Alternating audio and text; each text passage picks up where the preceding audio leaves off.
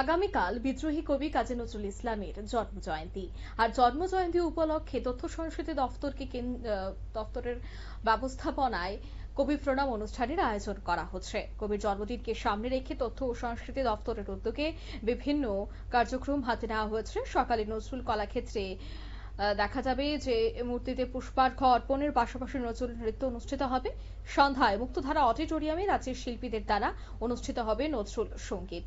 আজ নজরুল কলাক্ষেত্রে চলছে প্রস্তুতি, আর সেই প্রস্তুতি খতিয়ে দেখেন তথ্য এবং সংস্কৃতি দপ্তরের অধিকর্তা বিম্বিসার ভট্টাচার্য। কি বলছেন বিম্বিসার ভট্টাচার্য আজকের এই প্রস্তুতিকে কেন্দ্র করে শোনাবো।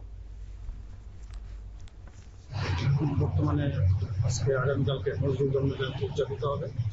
সকালবেলা অনুষ্ঠানটা নজরুল কলাক্ষেত্রে হবে বিগত বছরের মতো। এখানে মাননীয় অতিথিরা উপস্থিত থাকবেন, শিল্পীরা অনুষ্ঠানে পারফর্ম করবেন।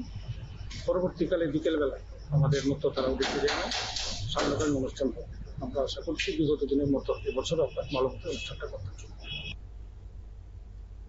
আপনারা শুনলেন, অর্থাৎ প্রস্তুতি কিন্তু একেবারে শেষ লগ্নে। আগামীকাল যেহেতু গোটা আগরতলা শহরে এক অন্য ছবি ধরা পড়বে।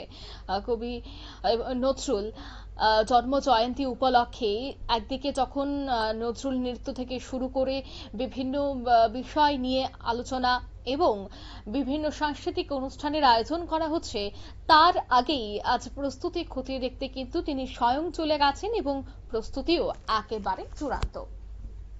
নিয়ে নিচ্ছি ছোট্ট একটি বিজ্ঞাপন বিরতির সঙ্গে থাকুন।